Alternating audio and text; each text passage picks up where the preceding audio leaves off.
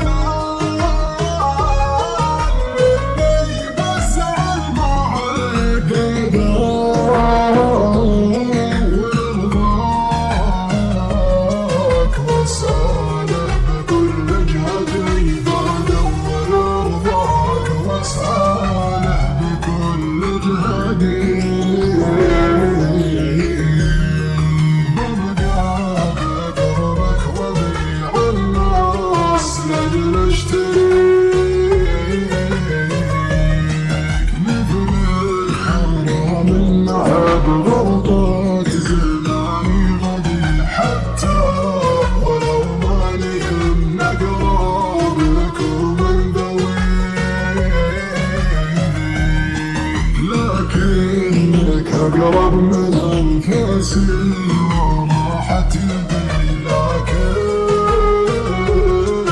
أقرب من أنفاسي وراحت يدي.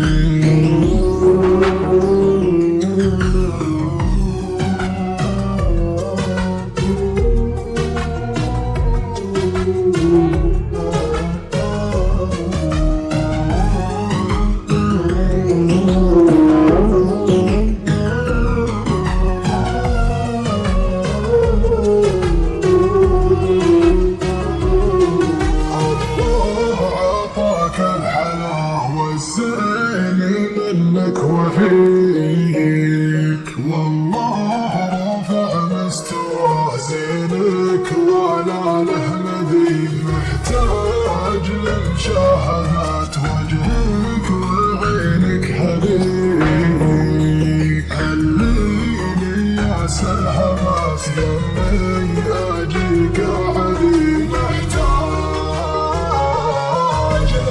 للناس محلي نورها يحتويك اشوفها فيك، غرام الليل هالسرمدي مشتاق والشوق لمن زاد وشلون اجي.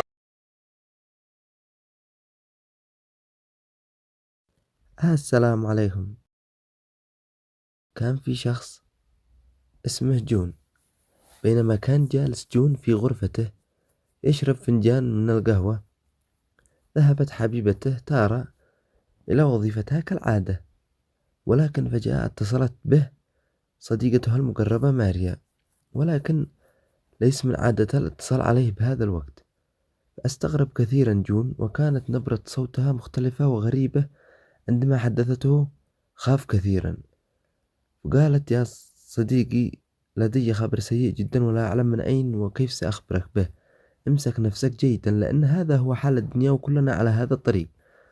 فكان جون في وضع صدمة من الذي سمعه منذ قليل، فقال لها بصوت يرجف: ماذا حصل؟ هل حصل شيء لتارا؟ لماذا سكتي؟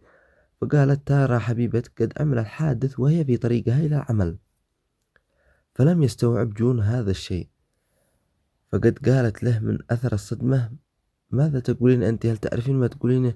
مستحيل أن يحدث هذا. إن حصل لها شيء فلا أدري ماذا سيحل بي. أنت تمزحين معي أليس كذلك؟ فقالت للأسف هذه الحقيقة، والآن ذهبوا إلى دفنها. فأعتذر كثيرا يا صديقي، ولكن هذا الذي حصل، والدنيا ستستمر في هذه اللحظة. في هذه اللحظة كاد جون أن يدخل